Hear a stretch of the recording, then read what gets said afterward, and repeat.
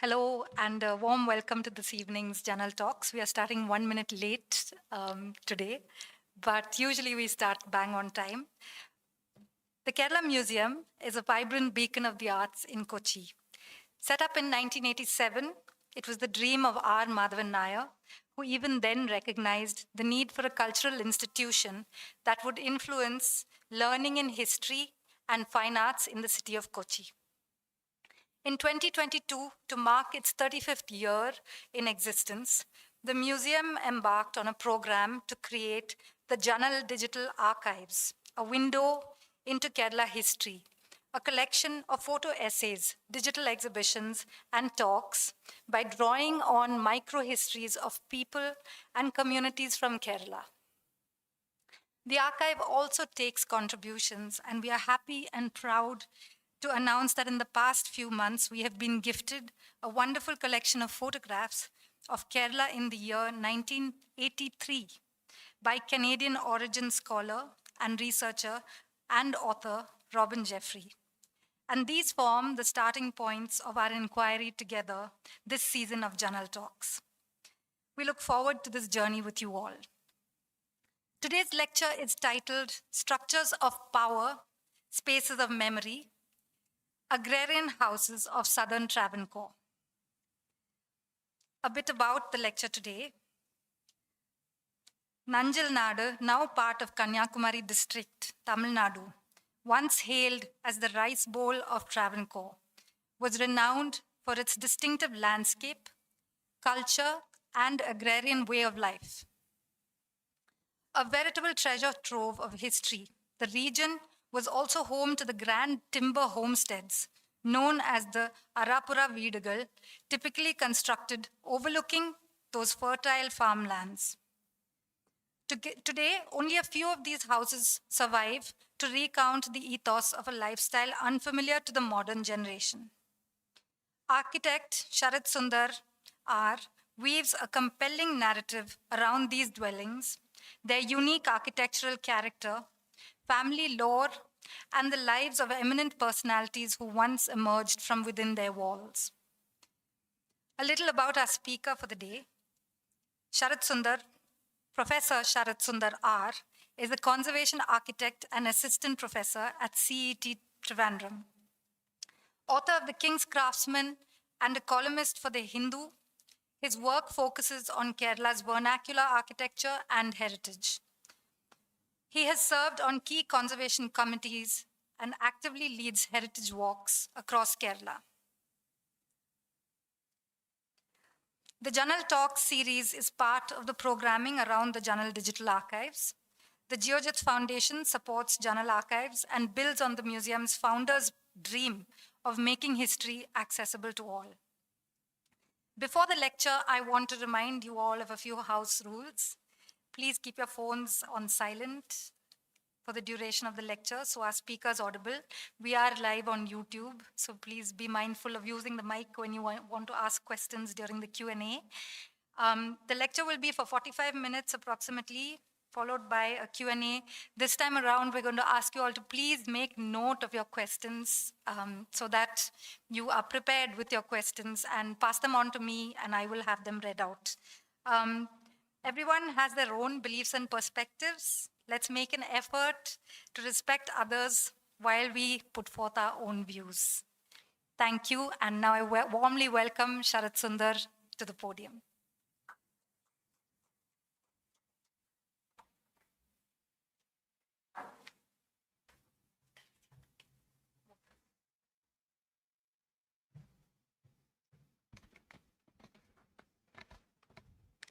Thank you, Aditi, for the introduction. To start with, I would like to thank Kerala Museum and Geojit Foundation for having me here. And before we go to the presentation and discussion, I would also like to acknowledge the great collection of photographs, the images that came to General Archives through Robin Jeffrey. And I believe that these photographs will add substantially to understanding of architecture in an anthropological perspective and historical perspective. Okay.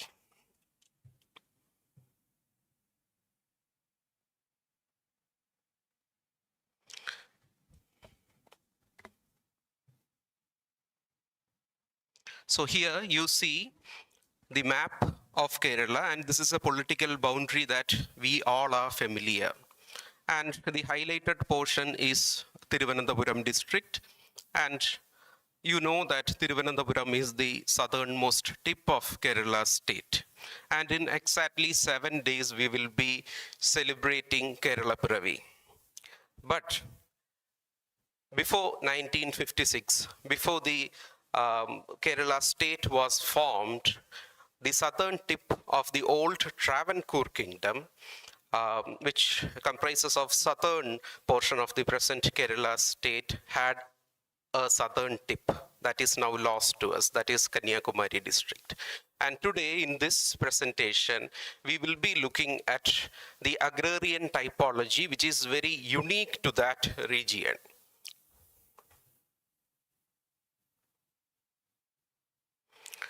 So any narrative regarding Kanyakumari will start with the Sangam period.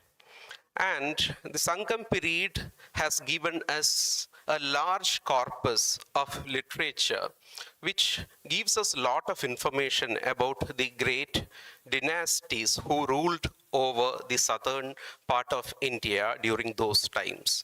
We have information on the Cheras, the Cholas, and the Pandyas, and here in this map, you can actually see the dynasties marked there. And right at the southern tip, you have a small kingdom. You have to look very carefully into that map to see that name. You can see an I kingdom marked there. And Nanjilnaadu, the cultural region that we will be looking at today, belong to the I dominant. Here. And on the right side, you see a map of Kanyakumari district, and there you see the Thovalai Taluk, Agastishwaram, Kalkulam, and Vilavangkot marked. And regarding Nanjilnaadu, before we start the presentation and discussion on the major topics, I should tell you a little bit about that cultural boundary itself, because there is a little bit of confusion whenever we discuss Nanjilnaadu. Earlier historians have written that initially Nanjilnaadu, the core area consisted of Agastishwaram and Thovalai taluks, but later on modern researchers have shared a lot of information regarding that cultural region. Now it is a cultural landscape, and for any cultural landscape, it is very difficult for us to ascertain a strict boundary as such. So modern researchers are telling us that the influence of Nanjilnaadu goes beyond Thovalai and Agastishwaram taluks, and if you go to the northern parts like Kalkulam, Vilavangkot, and even if you cross the boundary and go to Thiruvananthapuram till Kollam, you see an influence of that Nanjilnaadu region and the agrarian culture that used to exist in that region. So any discussion about Sangam age and Sangam literature will not be complete if we discuss the Aintinai concept. So here, what is interesting is that you have, is it, it's not visible? Okay. Okay.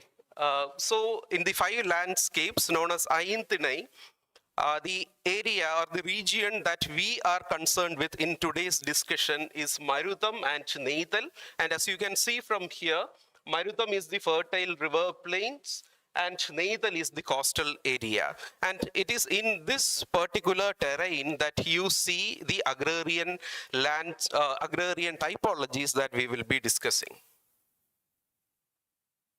So in this picture, you see an image of Nanjilnaadu. This is something you will see when you travel across Kanyakumari district. This particular photograph is from Budapandi, and this is the sort of setting in which these houses are located. And in the same region, you have this tangible remnants which dates back to the time of the Ai rulers.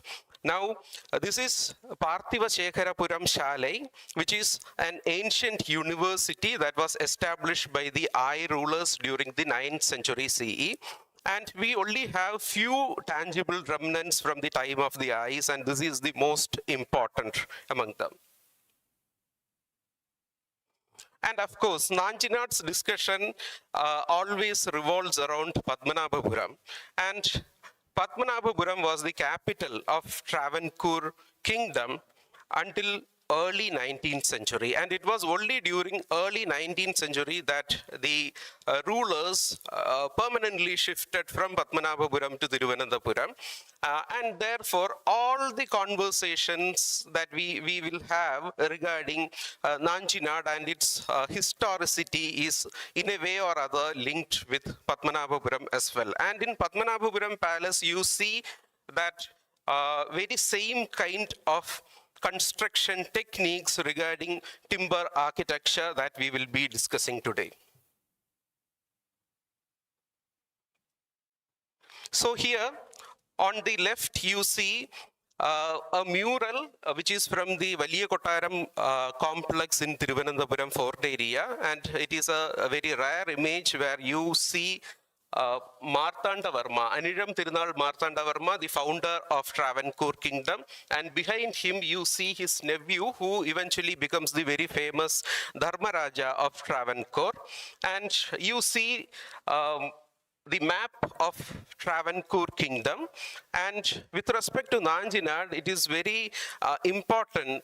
Marthandavarma and his contributions to Nanjilnaadu is very important because only during the time of Marthandavarma, Nanjilnaadu comes under a unified administrative setup. So before that, starting from the time of the Ai rulers, we have later on Venad rulers, we have certain petty chiefs who take control of Nanjilnaadu, and along with them in the early part of Nanjilnadu's history, we also have the 3 major dynasties, the Cheras, Cholas, and Pandyas, exerting their influence in that area. And what is interesting about Nanjilnaadu is this very diverse cultural situation. And you should also remember that all of us know about the Palakkad Gap and the kind of migrations that came to Kerala on the northern side. But in Kanyakumari District too, we have the Arulvai Mori Pass.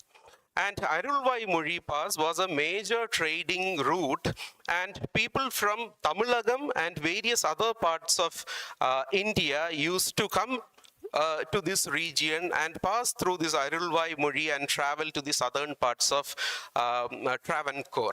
And therefore, Nanjilnaadu was a hotspot of activity, and therefore we have a very diverse culture there, which has influenced the development and evolution of the architectural traditions and cultural traditions as well.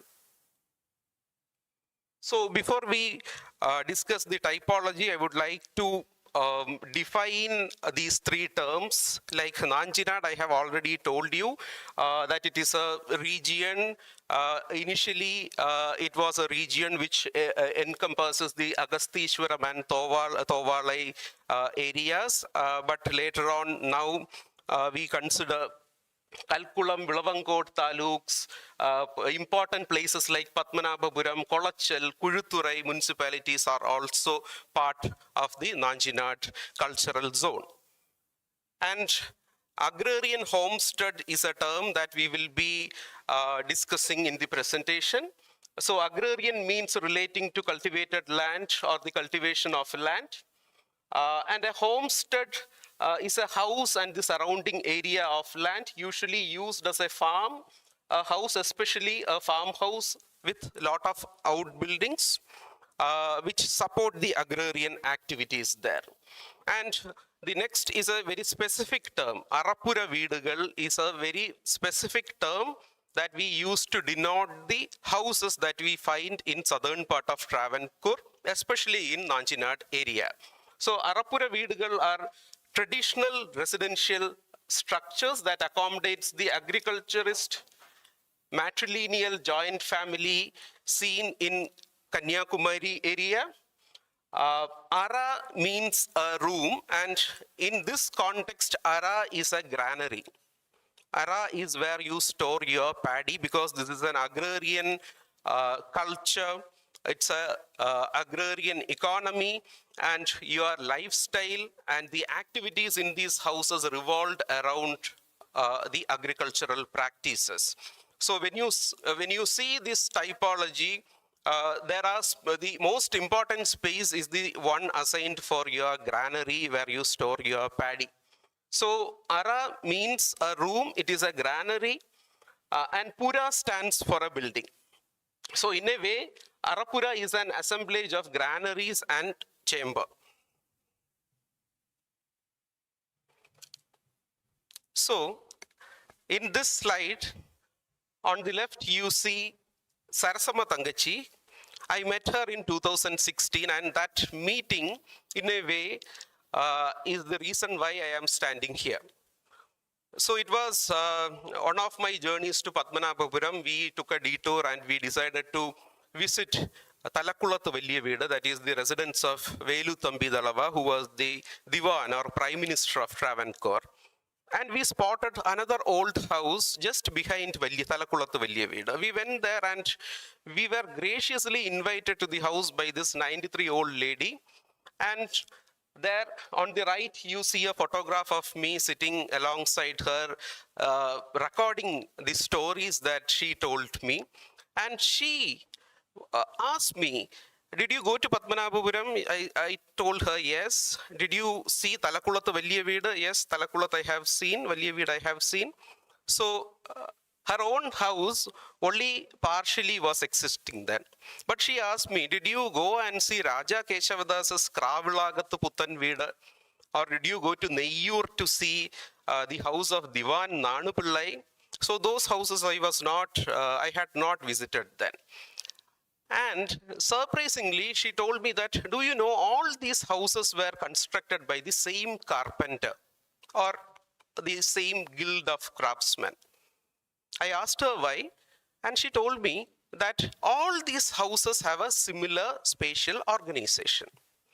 All the components that you see in Talakkulathu Velliya Veedu will be there in Kravalagathu Puttan Veedu and other typologies she mentioned. That made me think, and I thought about it. What she said has some truth to it. Later on, I went to all these houses and I found out that if you document any one of those houses, that documentation will be enough to study the basic typology in Nanjilnaadu of the matrilineal agrarian houses, the fully formed matrilineal agrarian houses. But these houses were certainly not constructed by a single guild of craftsmen or a particular craftsman, because some of the houses date back to late 18th century and there are houses which goes to early 19th century as well. So that kind of triggered in me a thought and a need to study this particular typology that is generally associated with this region. And therefore, the first documentation I did was that of Talakkulathu Velliya Veedu. And here you see the plan of the house along with the associated structures. So basically, you can clearly make out that there is a road here. So on one side of the road, you have the main residential unit. You have a Pumukham or a Valiya Padipura. We will look at these structures in detail later on. So you have this structure. Yeah. So you have a Pumukham or a Valiya Padipura. Then you go inside the Pumukham and there will be a door. You walk past the door. You will enter into this forecourt, which is the Muttam. And there you will see the Thai Ketta or the Thai Veedu, which is the core residential space. And if you turn to this side, you have the Takkada. On the southern side, you have the Takkada, which is the family temple. And you will have a wall here with a small door and a roof on top. And then on the other side, on the northern side, you see the kitchen. And on the northeastern side, you will find the water body. So this is the very basic typology of the fully formed matrilineal homestead that you find in Nanjilnaadu. And here across the street, since this is an agrarian typology and these families own large extents of paddy farmlands and they had a lot of people working for them. So after harvest, there will be hundreds of people who will be engaged in the agrarian activities in collecting and threshing the paddy and measuring it out and taking it inside the granaries inside the house. So you have a large space right in front of your house, which is known as the kalam. And you also have haystacks and other structures there. Unfortunately, it is very difficult to see a perfectly preserved typology these days. So I would suggest, most of you would be familiar with that movie. If you watch Moonam Pakkam, the movie, Moonam Pakkam, Malayalam movie, you will get a very clear picture of this house because the movie is pictured, filmed here in this house.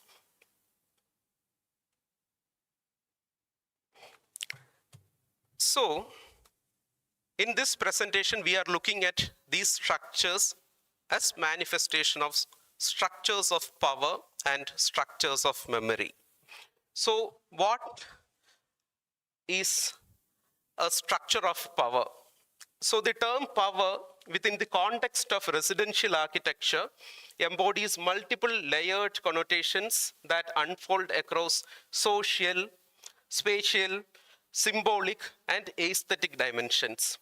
Unlike institutional or civic architecture, where power is overt and formally articulated, in the domestic sphere, it tends to operate more subtly, revealed through spatial hierarchies, material articulation, access, and symbolic expression.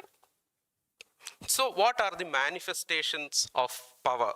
You have various manifestations of power in this residential typology. So these, I have listed a few. You see power manifest in socio-hierarchical relations. You see gendered power, where you see a spatial organization as an instrument for patriarchal or matrilineal order. You have power manifesting as ritual and symbolic power, where architecture as a codified representation of cosmic or the divine order is visible in these typologies. There is economic power, where you have material expression of wealth and aspiration. You have political power, whereas these residences held great power and authority in those days, especially those houses where the patriarchs were government officials like the Diwans and the Sarvadhikariyakars and administrators. And you also find domestic power dialogues within these typologies. And you have perceptual hierarchies, where spatial dominance and control of perception, control over views, light, and circulation patterns affect how residents and visitors experience subordination of or dominance in these houses. And finally, you have architecture as a cultural capital. So architectural style as a statement of identity, lineage, or ideology.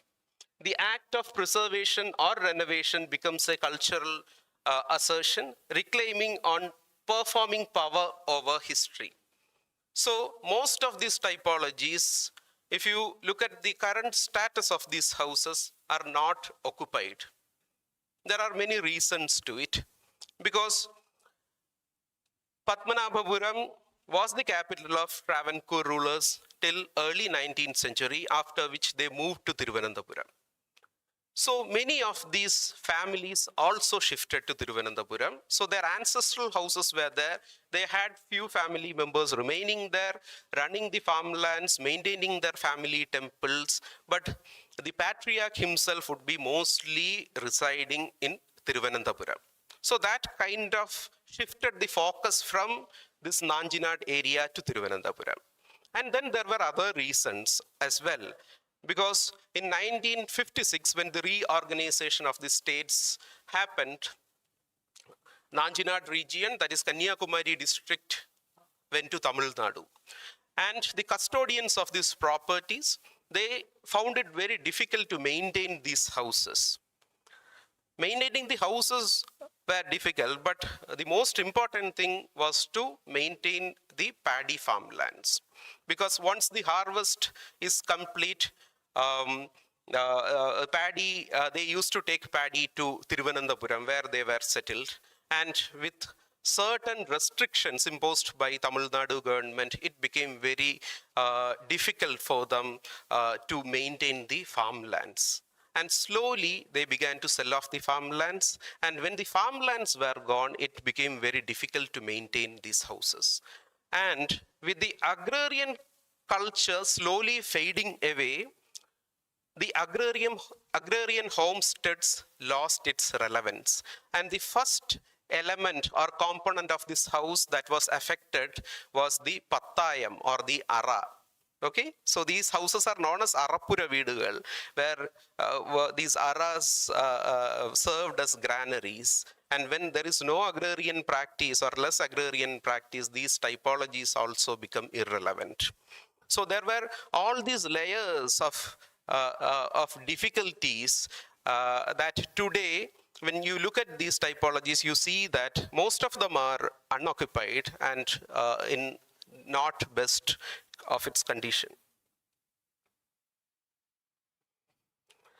So if you want to see such a typology, and if you travel to Nanjilnaadu, Kanyakumari District, this is the kind of setting where you will see the houses. These houses are not aligned along the main roads. You will have to go into the interior, find a green spot where there is paddy cultivation. And if you look in the surroundings, you will see a dominant roof. And you will not be mistaken. You just have to orient yourself towards that roof and walk towards that structure. You will be standing in front of such a beautiful agrarian homestead. And now we will be looking at each component that you see in this house, starting with Padipura. Padipura will be the first architectural element that will invite you when you stand in front of that structure. Now, on the right, you see Padipura, which is not from Kanyakumari district. This is Naragathara Veeda in Thiruvananthapuram. And the picture gives you an idea about that setting in which these houses are located. You have farmlands right in front of your house. And on the left, you see this photograph of the same house. This is a photograph of the same Padipura taken from inside the property. And there are these very subtle architectural details that you should notice. See, on the exterior of the Padipura, you have two seats.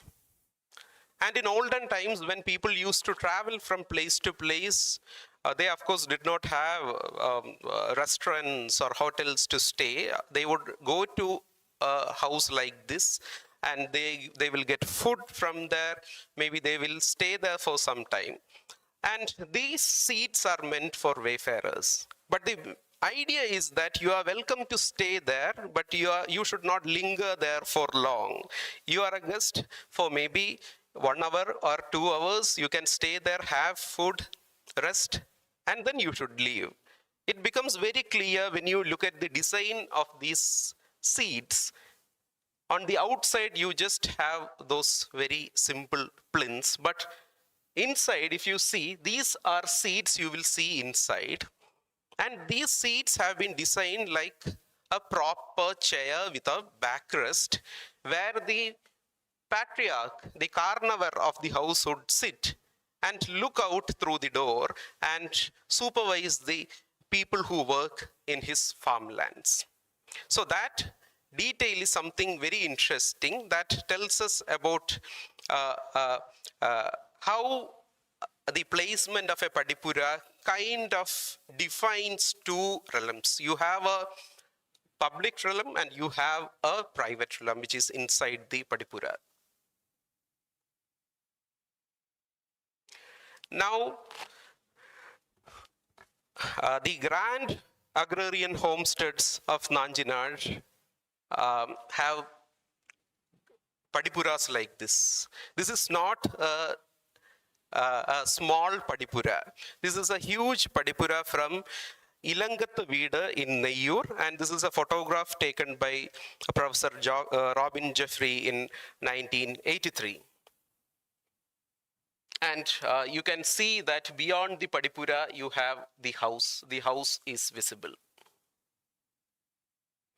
And you walk past the Padipura. The next set of elements that you will encounter are these. You will see first a Pumukham, which is also known as the Valiya Padipura. And it is not clearly visible in this photograph, but here you see a flight of steps, and here you will have a Kotti Ambalam, which is a smaller kind of a normal Padipura that you associate with Kerala traditional architecture. And you will also have another opening here, which if you ask people of Kanyakumari, they will tell you that is Ko Kadugu. That is the name they use. Ko is a corrupted form of go. Go, Pashukal, agattu kerunna. Allengil your cattle enters into your property. So the people who work in the farmlands, they enter into your house through that door. So there is a clear segregation. So you have the Ko Kadugu or Go Kadugu, you have the Kotti Ambalam, which is generally used on a day-to-day basis by all the people who wants to see the carnivore or any family member there. They will use this Kotti Ambalam. So what is the relevance of Pumukham or Valiya Padipura? Now, this is something very much unique to Nanjilnaadu region or southern Travancore. These are two Valiya Padipuras or Pumukhams from Kollankodu, and this is in Thiruvananthapuram. This is Swarupathu Veedu in Thiruvananthapuram. And the relevance of these structures is that the name itself indicates it is Pumukham. So Pumukham means Purva Mukham, or the east facing facade or face of your building. Why is it relevant?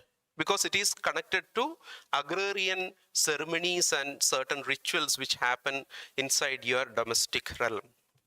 And it is not used on a day-to-day basis. And it is the carnivore who uses that place, the younger family members and women are not allowed to use that space. So this basically is a gathering space. So these houses held great power, and the patriarchs of these houses were like they were the administrators of those regions. And whenever there was a problem with the people, they would come to this house. They will hold meetings here. Or maybe the elders from that region, the village, will also come and hold meetings there. But the real purpose of this structure is that it faces east, it is aligned to the east, and for your agrarian activities, you need to have a clear idea about the position of sun. So this is where the carnivore will stand and look at the sun and then accordingly plan the agricultural activities.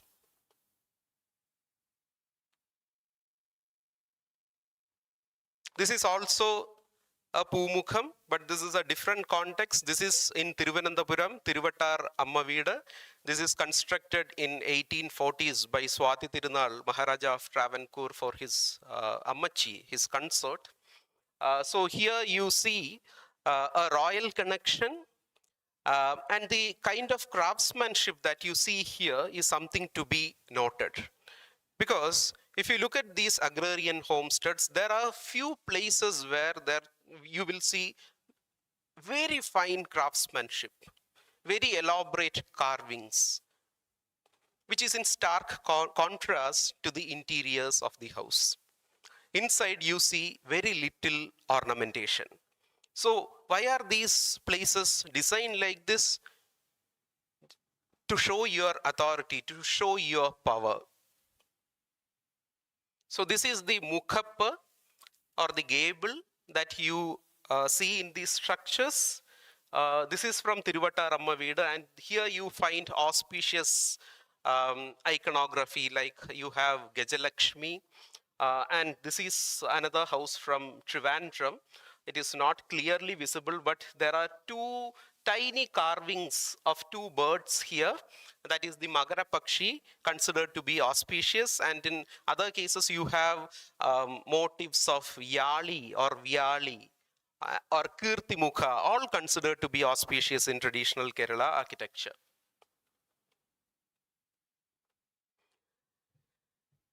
And once you get inside the Pumukham, there will be a seat for the patriarch of the house, the carnivore's seat. It is known as Tattupadi.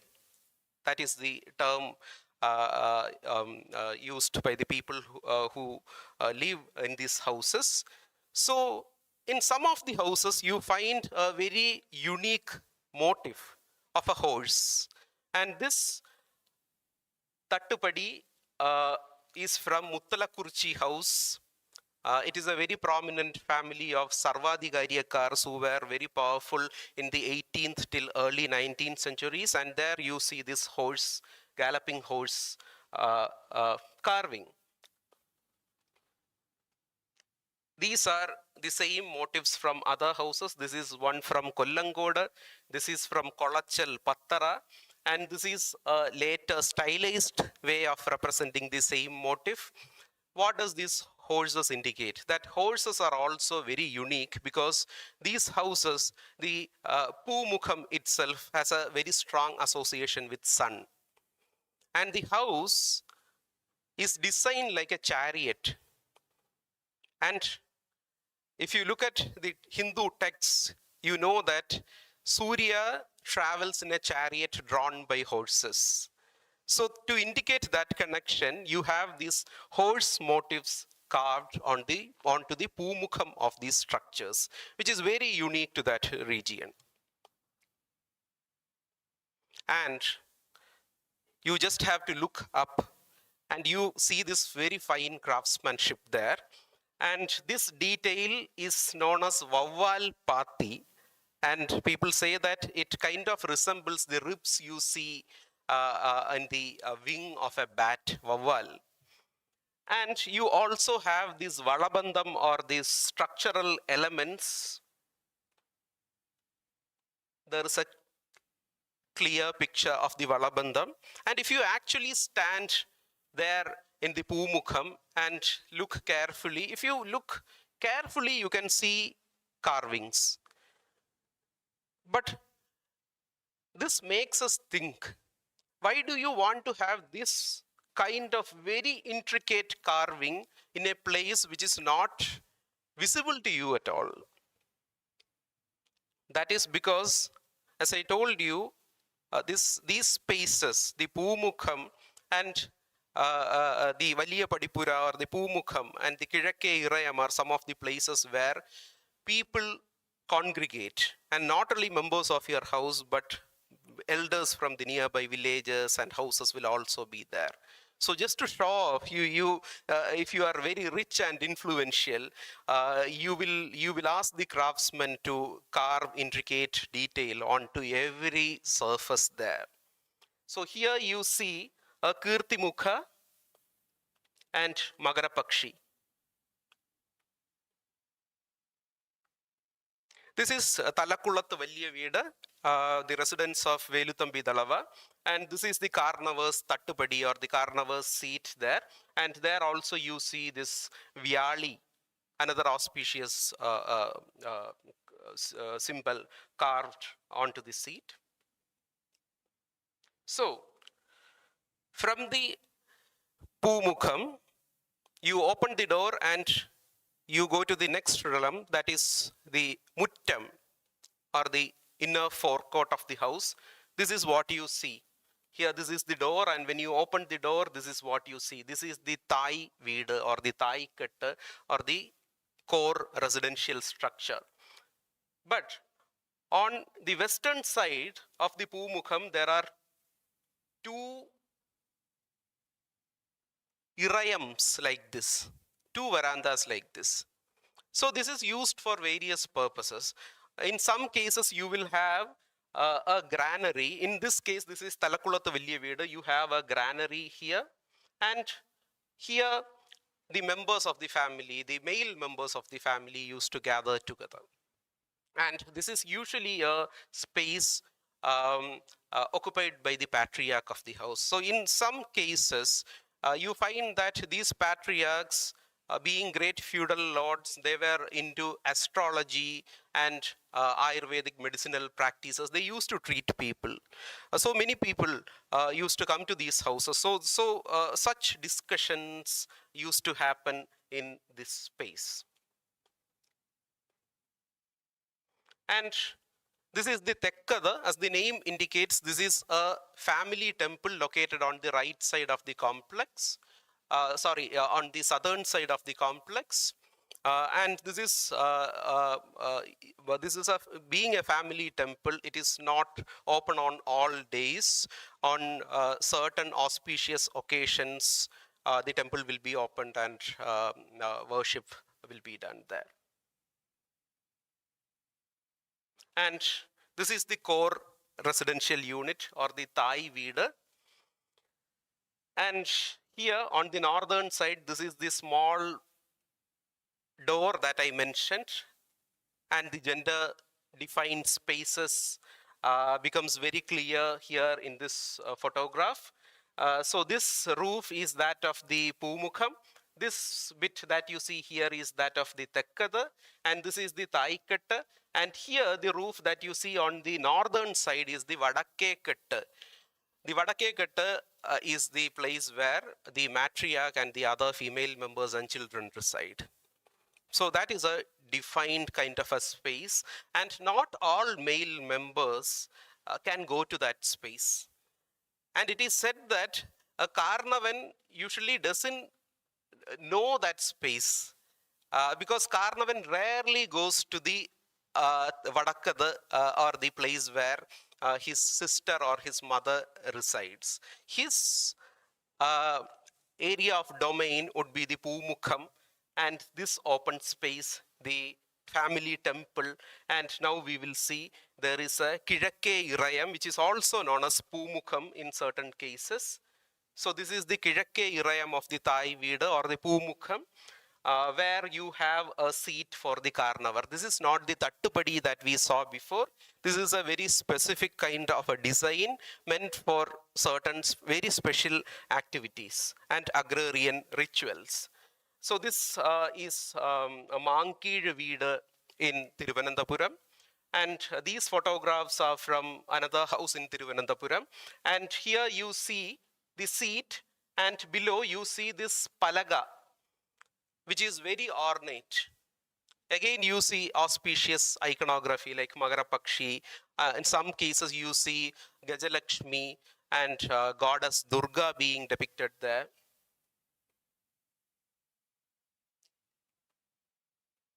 And in the Pumukham, in this photograph, you see 3 doors. 1, 2, and 3. This is the southern Pura or Ara. This is known as the Tekke Pura. This is the Valiya Pura. And this door opens to Tottikagam, which leads to the Vadakke Ketta or the Vadakke Pura, where the women and children reside. Now, what is Tekke Pura and Valiya Pura is very interesting and unique to these houses. In the Tekke Pura, you have ancestral worship. So this photograph is that of the Tekke Pura from Talakkulathu Veliya Veedu, that is the residence of Veluthambi Dalava. You see a painting of the Dalava kept inside, and weapon is also kept there. And this space is considered to be a sacred space. It is not opened every day. On certain occasions, the carnival would open that space and go inside and light a lamp. So that is the Tekke Pura. And then you have the Valiya Pura. And this photograph from Professor Robin Jeffrey's collection is something very valuable to me, because I have been studying these houses from 2016, and from that period onwards, none of these houses were occupied. So I would have to call up someone, some caretaker will come and open the houses. We will go inside and take photographs. Spaces we will see, but human presence was not there. So these photographs are very valuable in the sense that when he studied these houses in 1980s, those houses were still being occupied by the family members. And here you see the granary, and you see paddy stored inside as well. So that is the Valiya Pura, where you store your paddy in the Pumukham or the Kiഴക്കേ Irayam of the house. And this is another photograph of the same space. You have the carnivor's seat in the Kiഴക്കേ Irayam. Now the seat is known as Udambara. Udambu means body in Tamil, and Ara means a box or a granary. It is also known as Kidakka Pattayam. So it is a Pattayam or a unit granary, which also serves as a bed for the patriarch of the house. And in some cases, we know that this Udambara was used to store the most valuable assets of the carnivore. And usually this space, the Irayam in front of the Udambara, is a stage for some important agrarian rituals. Like you have the ritual at Medapatta. I hope all of you know about Medapatta, which falls in mid-April, mid-May, when the Karnavan of the house will open the Udambara. So there will be a small door here, and on the occasion of Medapatta, it is the only occasion when the Udambara will be opened, and the Karnavan of the house will take the seeds will be taken from the Udambara, and to symbolically start the agrarian practices on Medapatta, he will then proceed with his attendants and servants to the farmland right in front of the house, make preparations there and sow the seeds.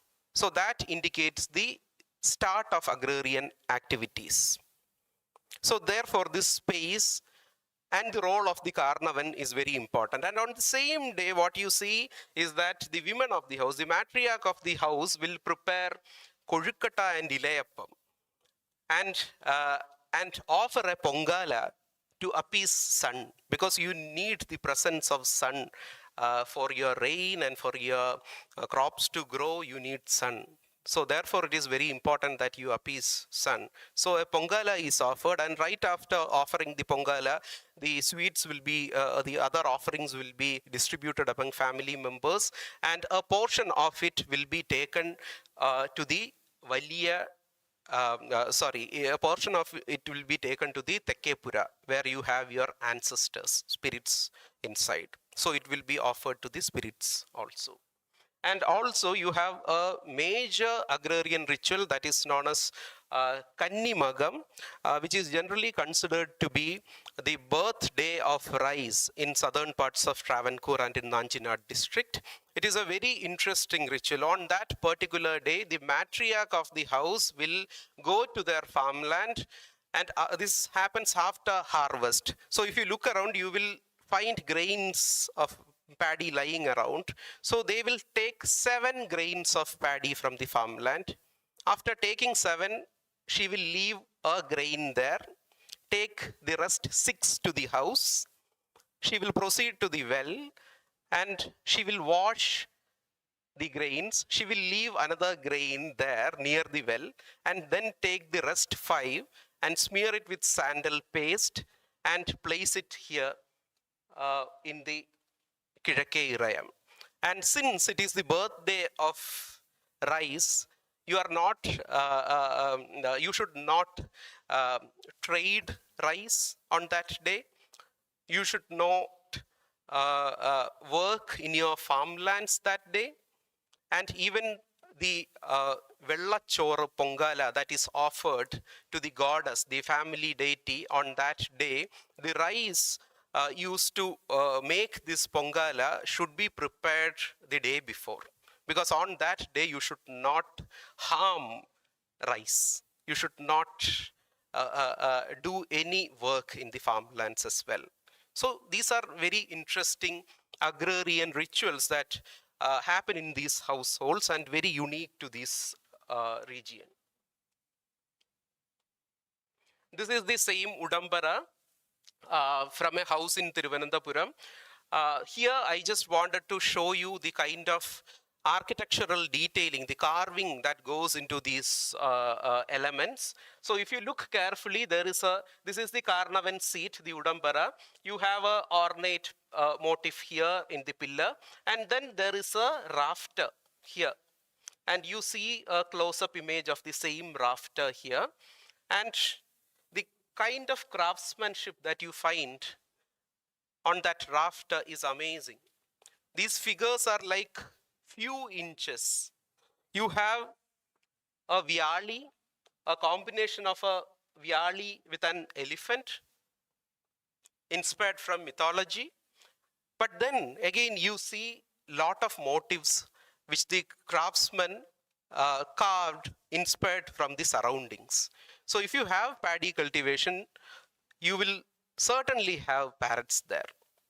Okay, so parrot becomes a very important motif in these houses. Alongside parrots, you find squirrels, you find certain reptiles being carved there. Last week, I made a visit to Nanjilnaadu to take some photographs for this presentation. We visited a very beautiful house in Kollangoda, and that house had carvings of monkeys on the rafter. And as we were there, we saw an actual monkey climb down from a tree, and it came in front of the house. And we went to the next house in Kolachal, Pattara, and there we were greeted by peacocks. So these craftsmen, when they did these carvings, they were inspired from stories and other mythical things from mythology, but they also looked at the surroundings and made these details. Another element you will find in the Kanyakumari will be the pillar, and in most cases you will find a single pillar, but in some of the larger houses you may find 2 pillars. The capital of these pillars will be very ornately carved, and in very rare cases there are people who have told us that there were cavities inside these pillars, and the technique was that there, not in these pictures, there are certain places where you will see a peg here, and that peg can be taken out. You can put a coin there and you push that peg onto the capital. That coin will just go inside the pillar. So there were hidden cavities in some houses for storing your wealth as well. So not only paddy, your actual other wealth, the coins, gold coins would be stored within this architectural element. And from the Gizhake Irayam, if you just look up towards the ceiling, this is the thing you will see. This is the poo machu. A poo machu is the ceiling with floral motifs carved into it. So here you see a poo machu from Talakkulathu Velliya Veedu, and each of these carvings are unique. And this is also from the same place where you have, this is from Kravilagathu Puttan Veedu, which is the residence constructed by Diwan Raja Keshavadas for his mother. There also you see a very beautiful poo machu with a Kayarupiri pattern. This element is known as a Kayarupiri. Here also you see that Kayarupiri. And in the same Kizhake Irayam, you find various artifacts like this. You have, this is a Basma Chatti that is more than 100 years old in Raja Keshavadas's house, that is Kravilagathu Veedu. This is a Nali Put from the same house. And you see a picture of Raja Keshavadas himself. And this Nali Put actually guards the Ara, which used to keep his weapons, where the weapons used by the Valiya Diwanji or Raja Keshavadas were securely locked. And now if you want to see that weapon, the sword is exhibited in Padmanabhapuram Palace in Kanyakumari. The family members have donated that artifact to the museum in 1935. And from the Kizhake Irayam, you take the door on the northern side and you enter inside Tottikkagam. Now this is very interesting. Now when we generally discuss traditional Kerala architecture, we come across terms like Nalikattu, Chadushala, etc. And all of us know, all of us have seen buildings like this, and all of us might have seen pictures of Nalikattus. But these Tottikkagams are not as grand as the traditional Nalikattu structures. These are just mere light wells. And these are the space where, as I mentioned before, the matriarch of the house along with the other female members and children used to reside. So here you see that gender defined spaces. This is a space occupied by the females. And as I mentioned, the interior of the house is in stark contrast with the exterior, especially the Pumukham and the Kizhake Irayam. You will find all the beautiful carvings in the Mukhappa, Pumukham and all those places. But once you get inside the house, you rarely find wonderful or beautiful carvings like you saw before. But an exception is this rafter. So this rafter is the rafter here in this corner that indicates the Kannimoola of the house. So Kannimoola is the southwestern quadrant. So that rafter on the southwest side will be ornately carved. Apart from that, the other rafters will be very simple. You will see very simple craftsmanship there. And this is a photograph of a Tottikkagam in Neyyur Ilangathu Veedu, which is from 1983, taken by Professor Robin Jeffrey. And this is a very valuable picture because, like I said, when I visited the houses, the spaces were just bare. There were no furniture. There were no like you see here an old cupboard is here. You see a plastic bucket. You see a metal pot over there. And there is a simple wooden stool. So you have a combination of furniture pieces which are very old, not so old, and various other utensils used by the family members, which kind of indicates the continuity of these spaces. From this very old bronze or brass vessel, you also have the presence of a plastic bucket.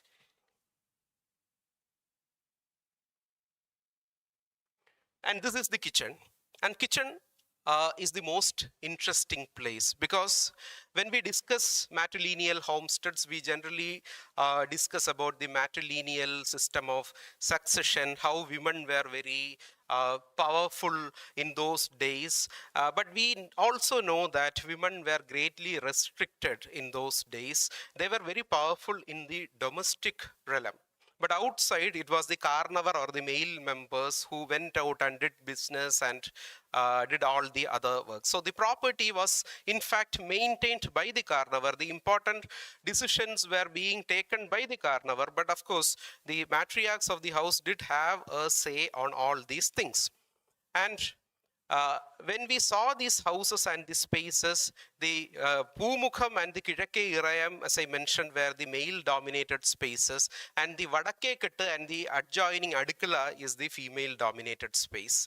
And women rarely went to the eastern Irayam, or the Kizhakke Irayam or Pumukham.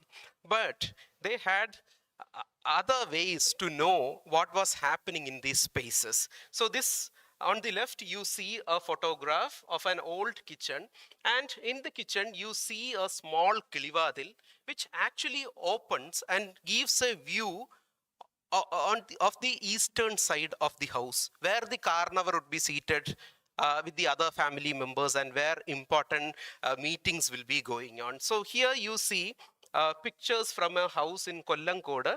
So this is the Kizhakke Irayam, where the carnivore seat is here, and the carnivore used to entertain his guests over here.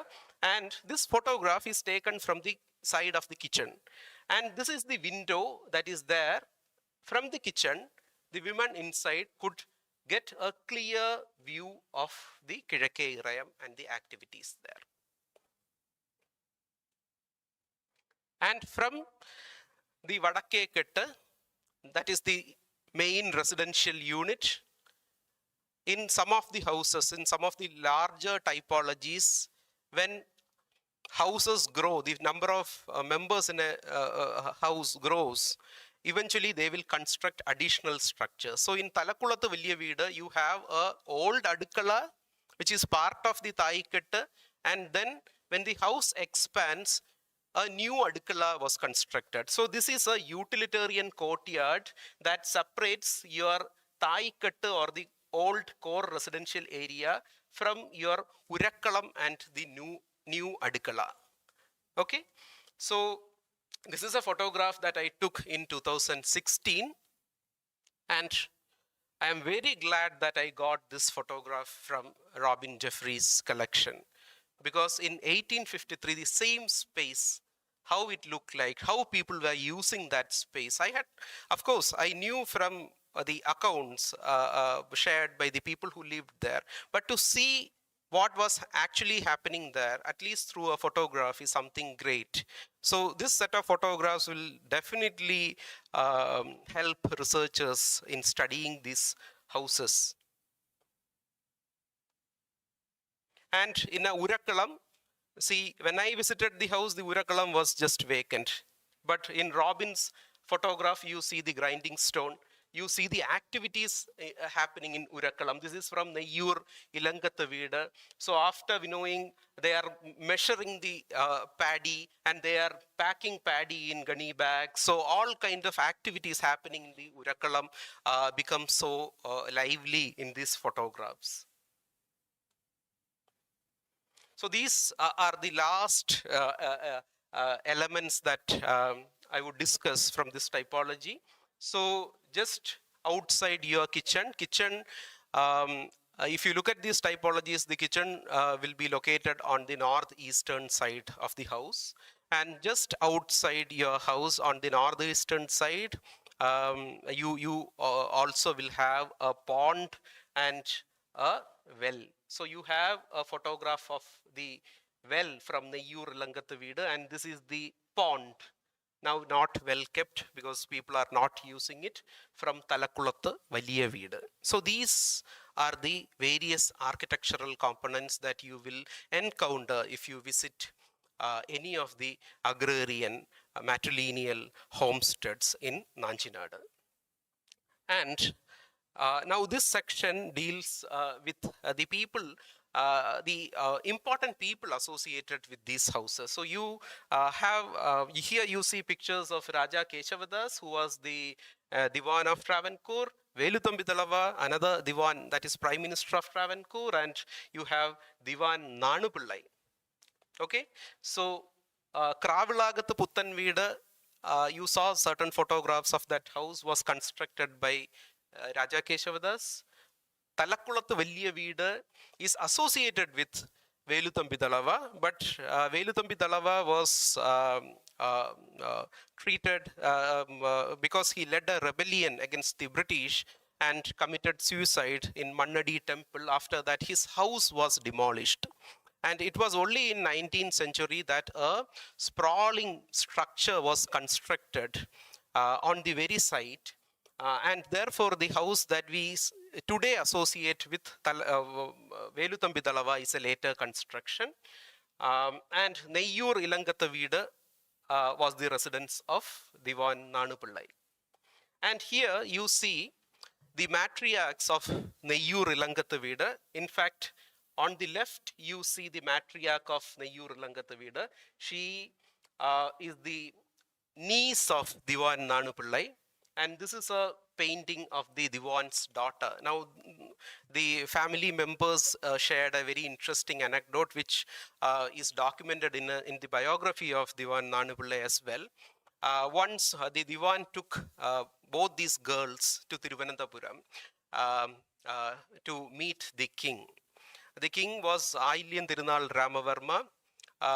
He was delighted to see the girls, and he invited them, and he gave both of them 2 gold necklaces. And the daughter, when she got the ornament, kept it safely with her. But the niece, when she got it, she just walked to her uncle and gave it to the uncle. The Maharaja was noticing all these things, and he said, Nanupillai, this is the beauty of Marumakatayam, because your daughter knows that if she doesn't take care of that ornament, she will lose it. If it goes to her father, the father will give the ornament not to the daughter, but to the niece. But the niece knows that there is no problem in giving the necklace to the uncle, because eventually it is going to come to her. So this is a very interesting anecdote which kind of tells you about how these houses functioned and how people were connected and the power dynamics within these houses. So eventually when these girls grew up, and this is Ishwari Pilla, she became the matriarch of Neyyur Ilangathu Veedu. That is her uncle's house, her mother's house. Her uncle is her mother's brother.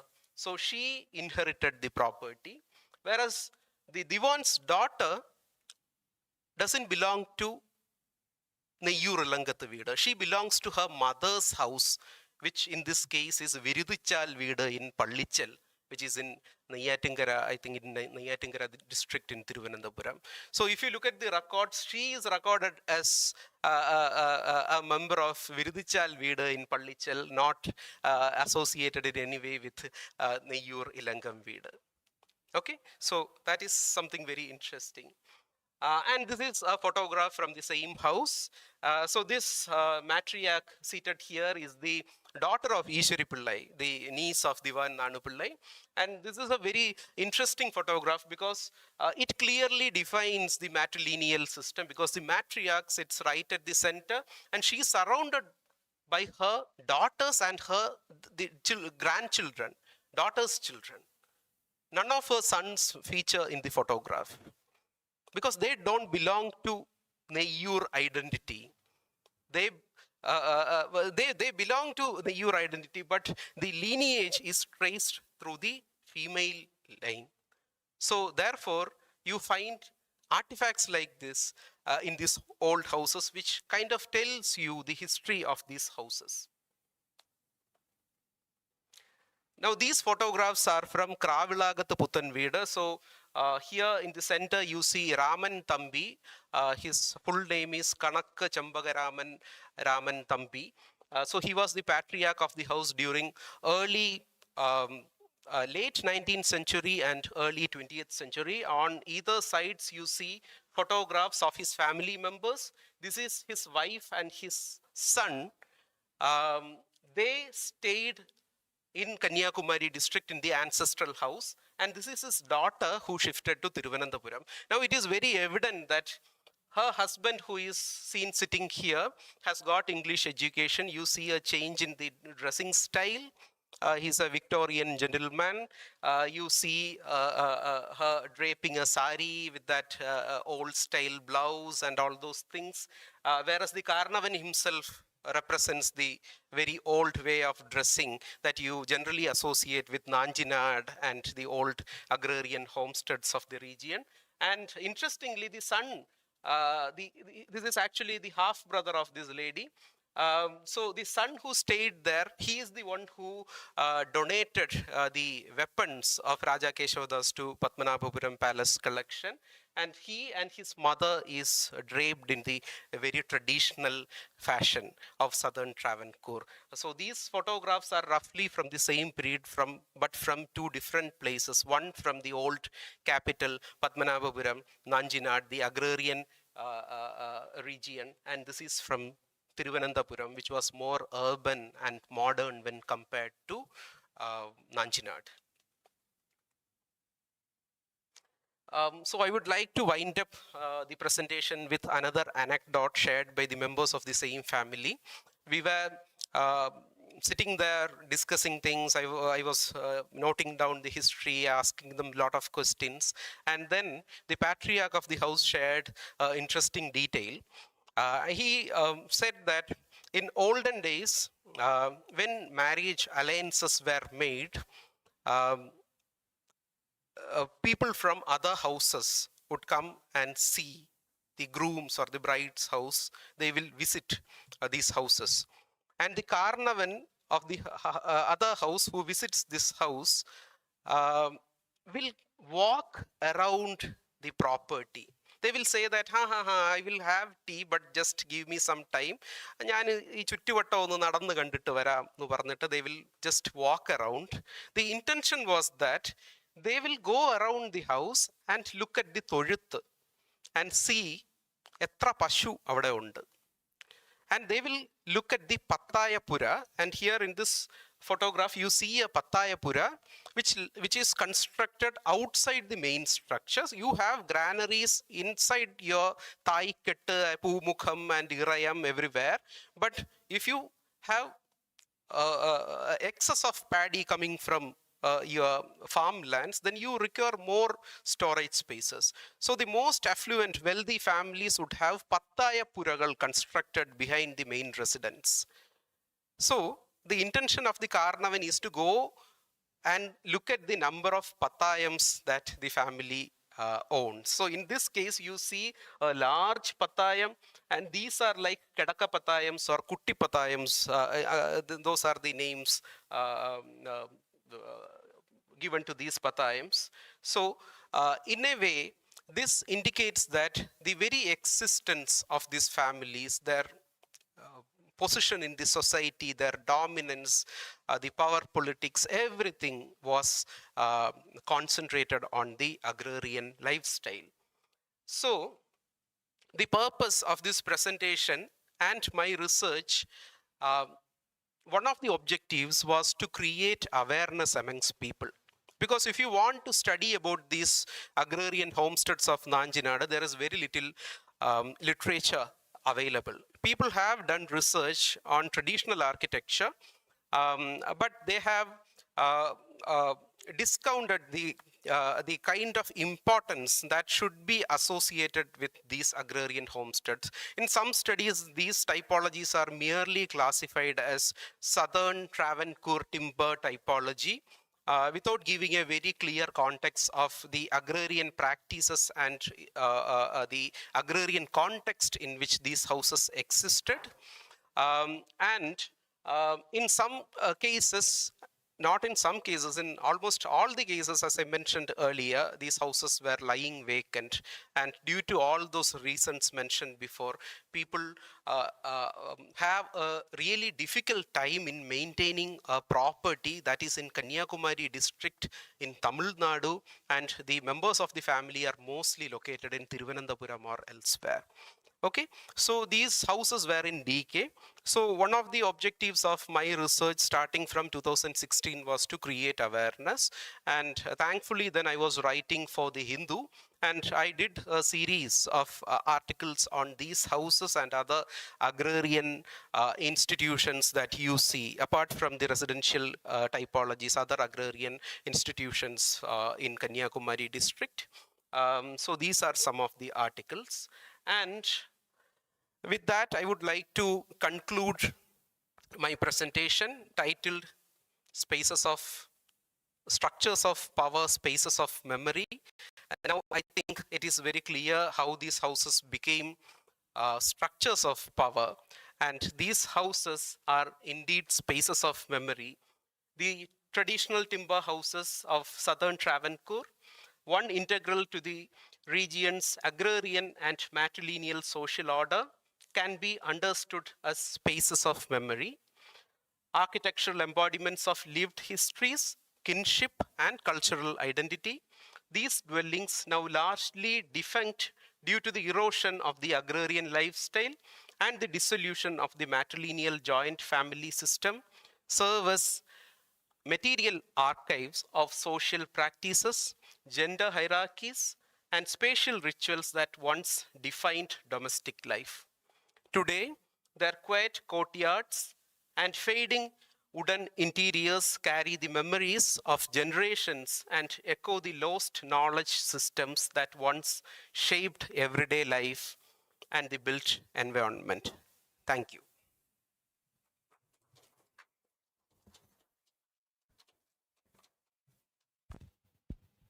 Thank you, Professor Sharat. We'll go into formal thank you after our Q&A. The floor is now open for questions. If anyone has a question, please let me know.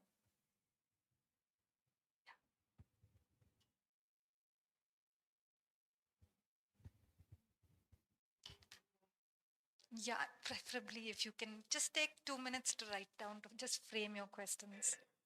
Sorry we're doing this time, but yeah.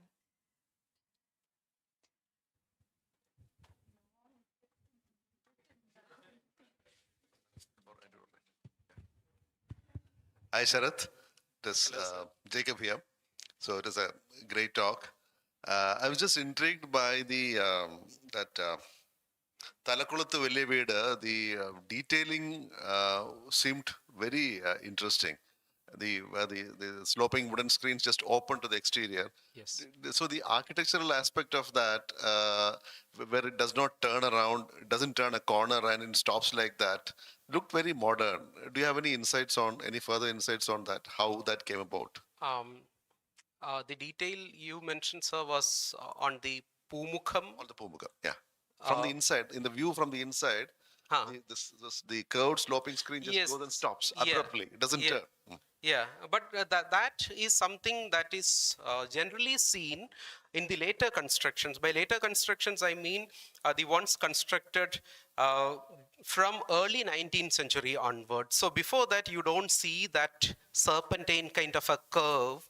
But in these houses, but if you go to Padmanabhapuram Palace, you find the I didn't understand your that detail that you mentioned. Those details, how they turn the corner. Okay. This particular detail, it just stops at the edge, it doesn't turn. Oh, okay. So in this particular case, see that projection towards that projection is towards the eastern side. Should we go back to that? We can go back to that.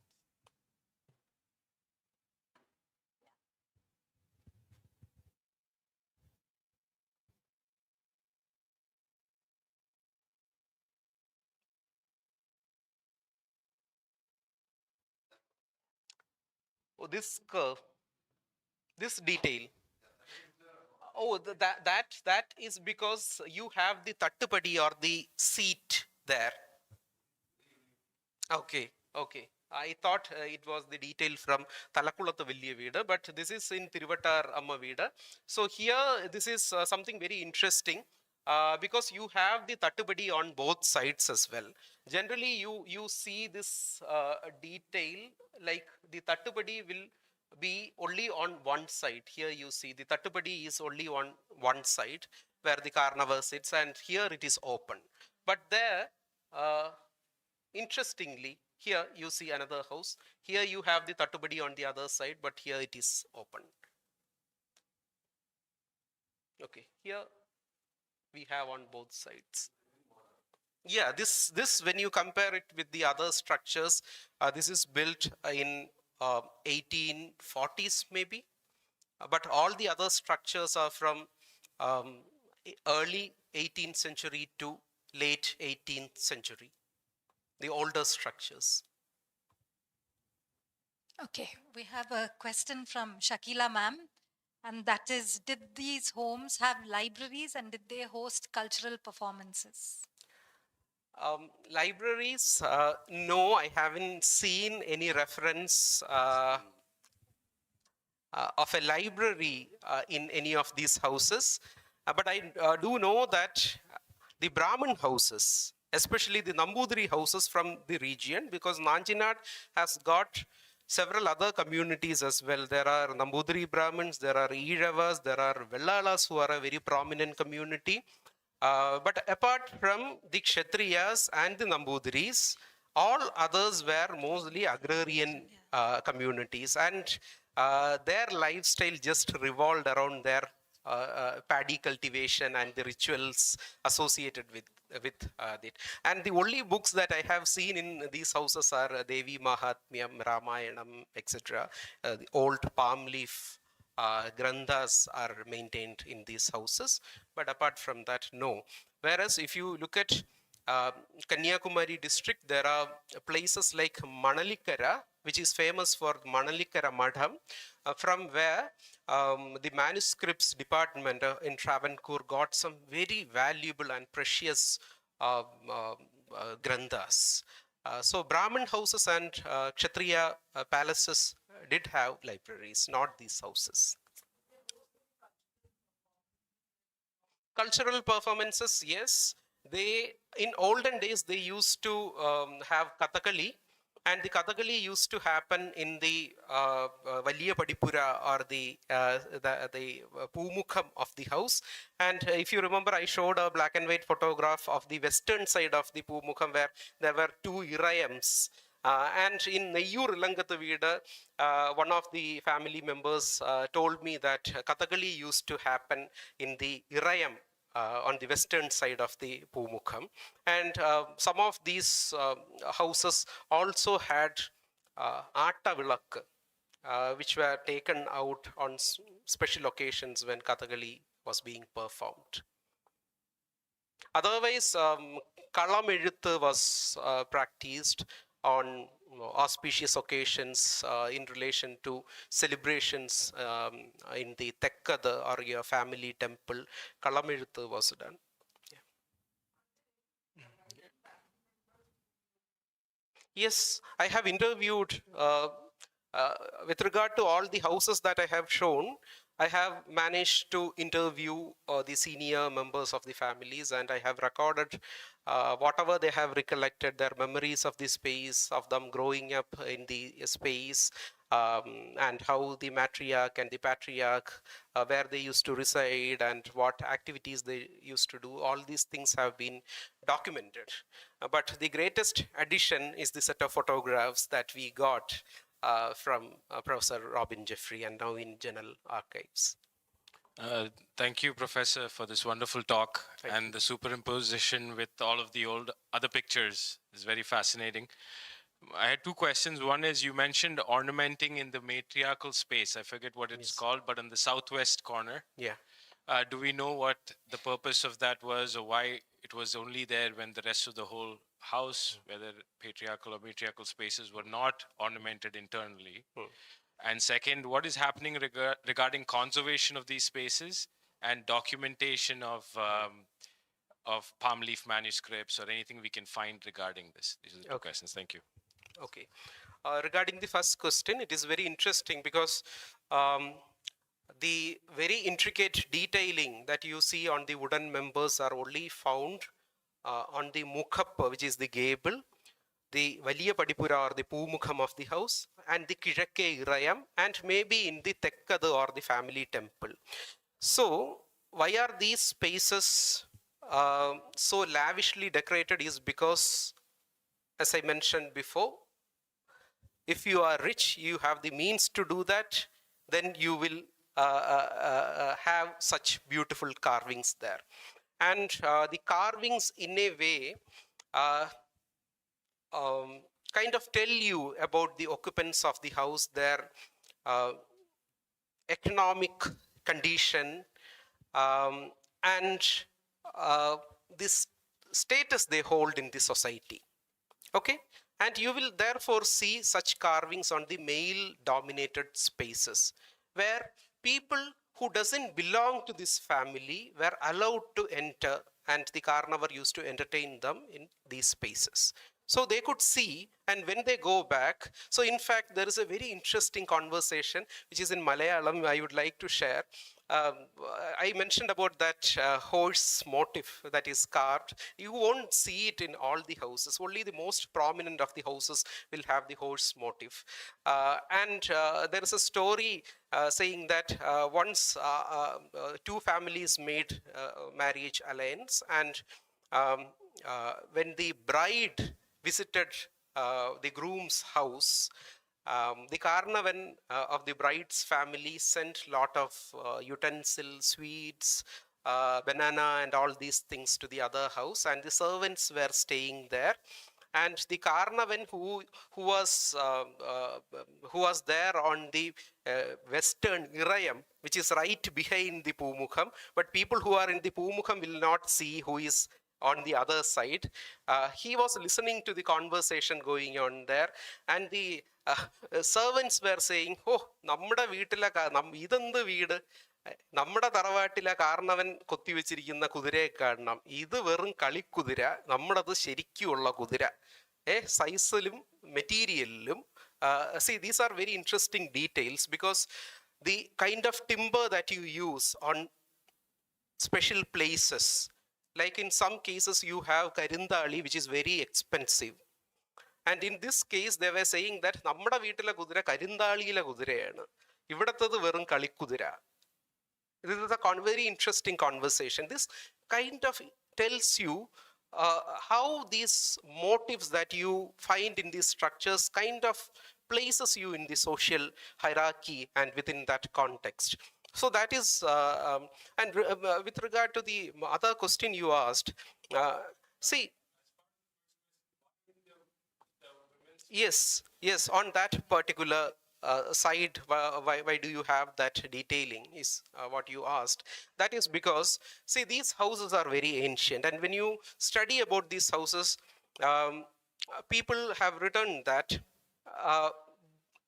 these houses doesn't follow all the Vastu Shastra principles.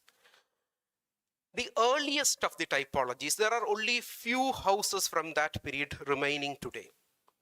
And if you look at those houses, it is true that Vastu principles have not been followed in those houses. At least in certain sections, you won't see any Vastu influence there.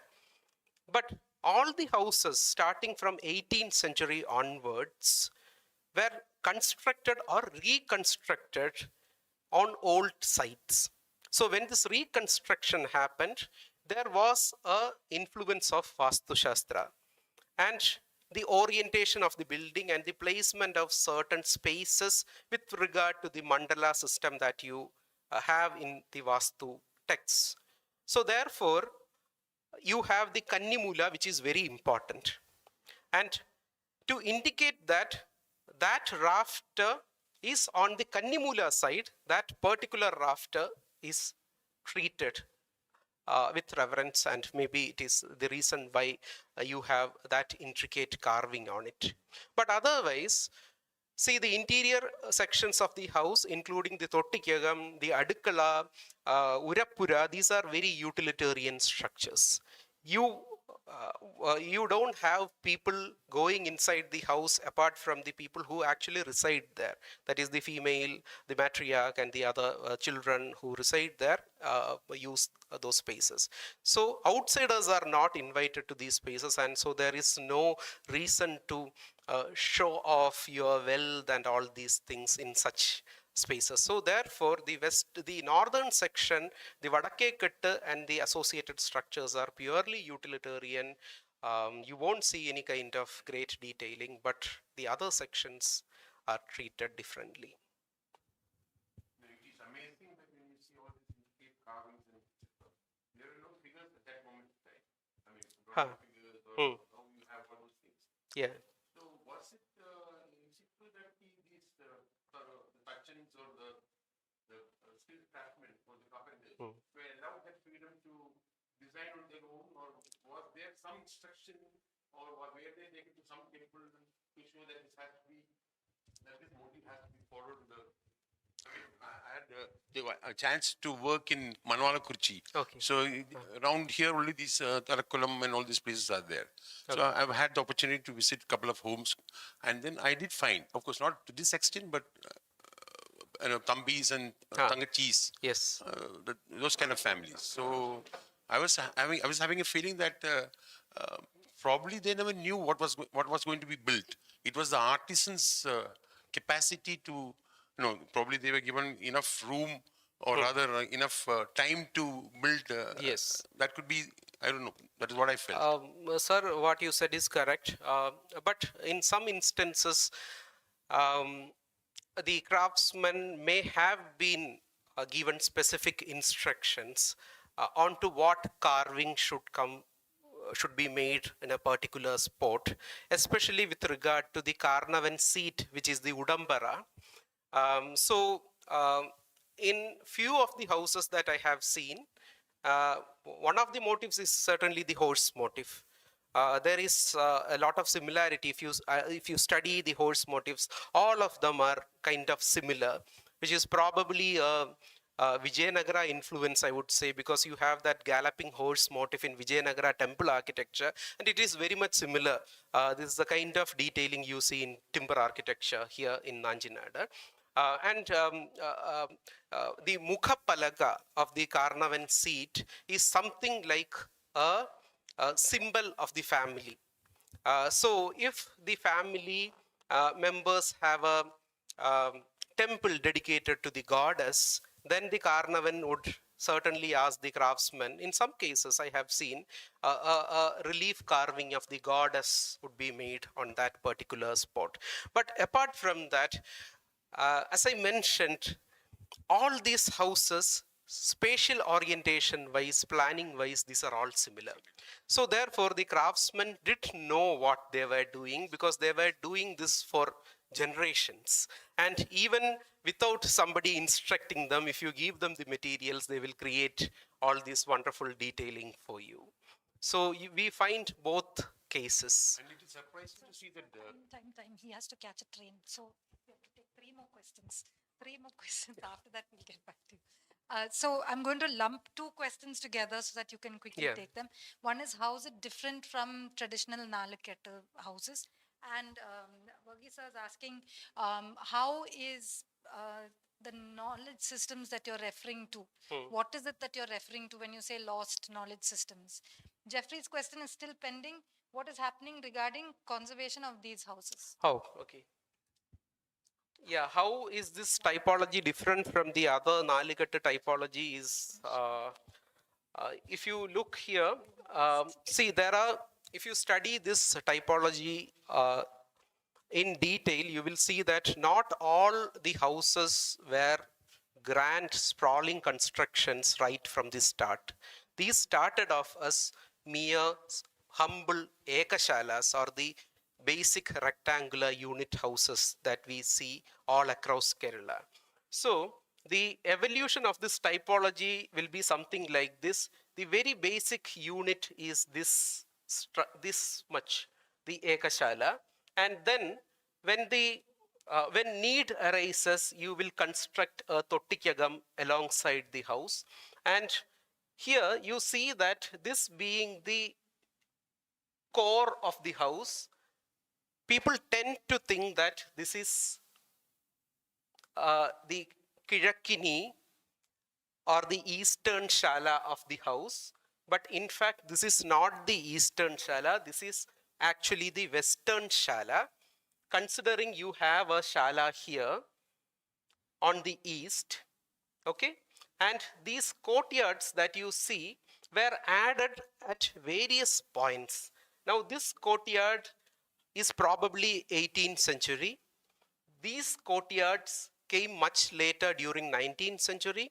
So the influence of Vastu Shastra will be there in the later constructions, whereas people like Ashalada Tamburan, who has done research on the Kerala traditional typologies, mentions that in Kanyakumari district, if you look at these typologies, this is probably an early prototype of the Nalikattu houses, because the Nalikattu, or the courtyard that you see, is not similar to the later courtyards, or the courtyards that you find in central and northern parts of Kerala.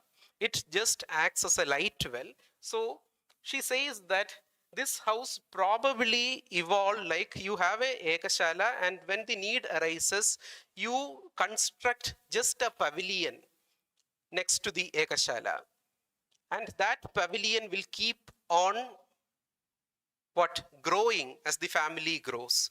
So the basic unit of the house in most cases will be the Valiya Tekke Arappura, Valiya Arappura, and Tottikagam. That is why even today, if you go to Nanjilnaadu, these houses have been in decline for last 70 years or so. And most of these structures, you won't see the adukala and the later constructions, but only the basic unit, the ekashala, remains. Okay, so that in itself is something very unique to these houses, and that is not the Kiഴക്കെ or the eastern ekashala. This is the western ekashala. So that is something very, very unique to this typology. And what was the other question? Conservation of these. Regarding conservation, unfortunately, nothing much is happening. But these houses are mostly still owned by private parties, by the families. And in some cases, it is trust owned. They have a temple trust or a family trust. And the places associated with the temple and various rituals associated with the temple have been maintained properly. But otherwise, since people are not residing there, the other parts are in decay. And now probably with a lot of research which covers this area and this typology, people have been thinking of renovating these houses. So that is something good happening, but it is yet to materialize. Thank you so much for the talk. So since our topic it is about structures of power, what I wanted to ask was, what was the state of structures built for the servants and workers who are working in these paddy fields?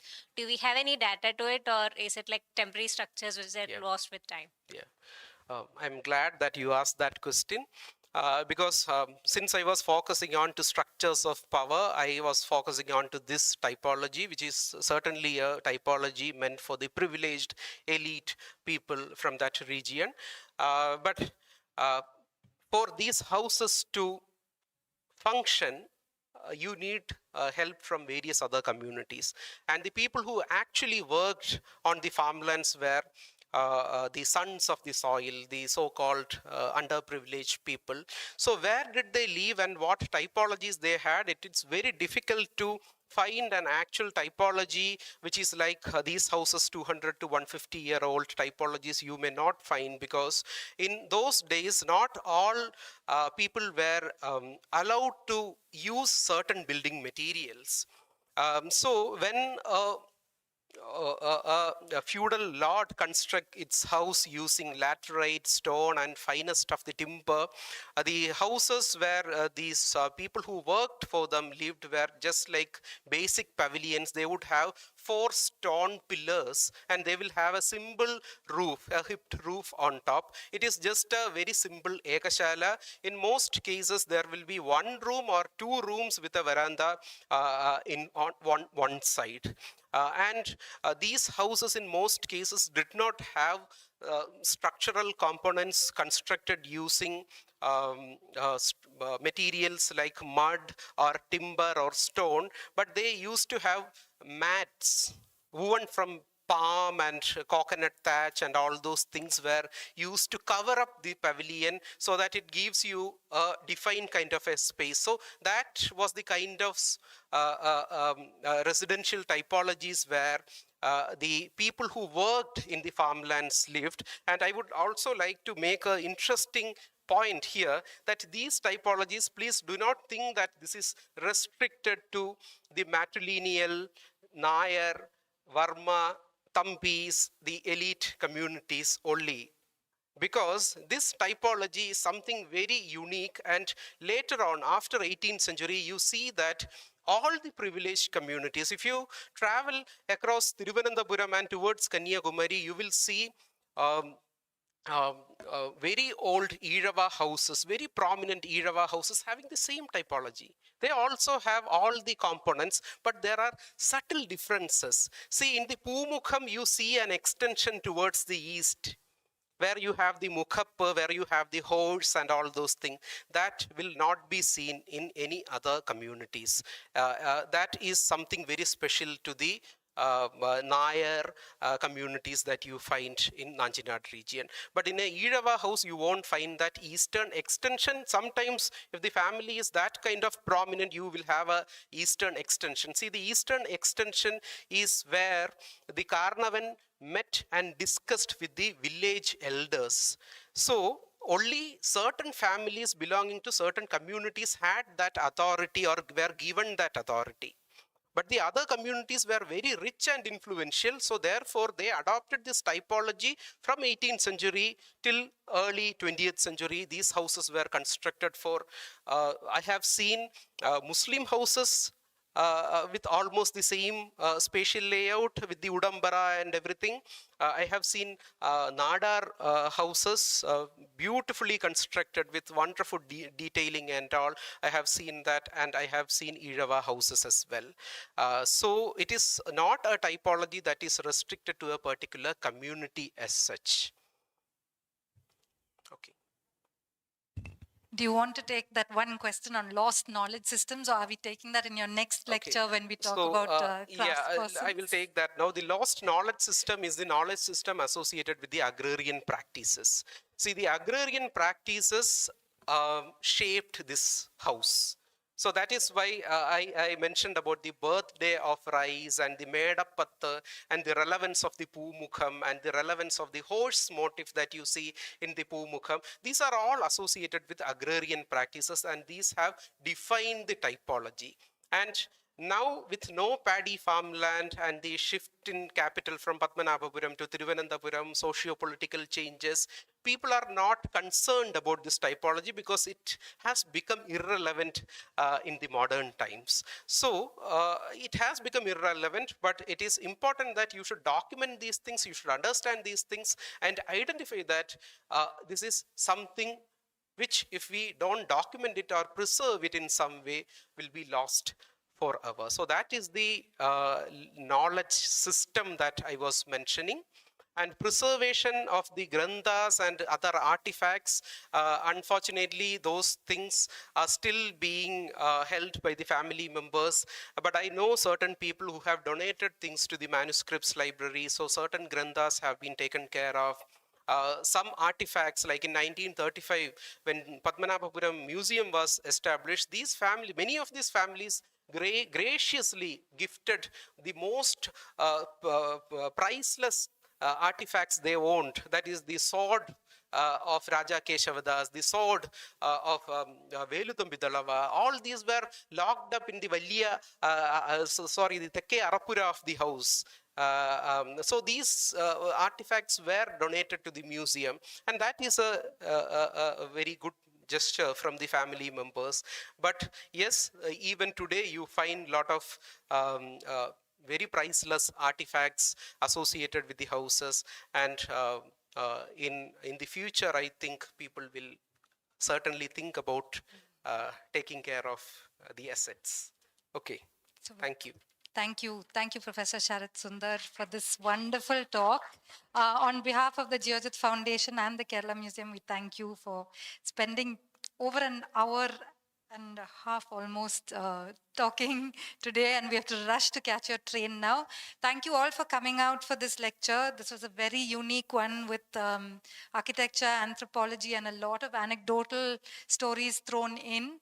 I don't know if you all have experienced this much of the depth of Sharat's research over so many years, 10 years of very hardcore research at various sites, as well as prior to that during his student days.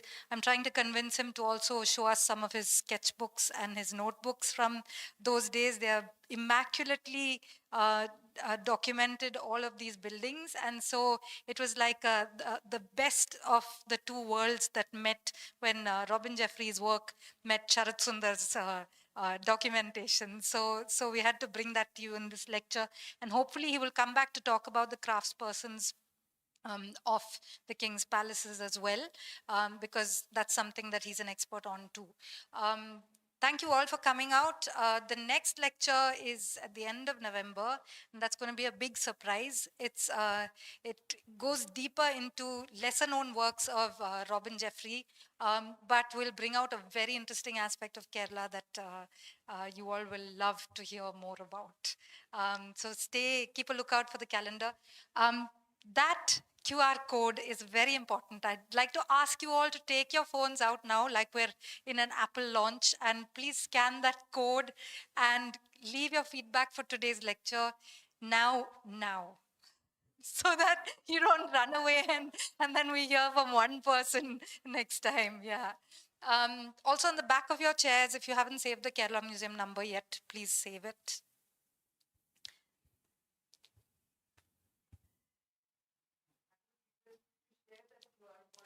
We have been sharing it widely. We've been spamming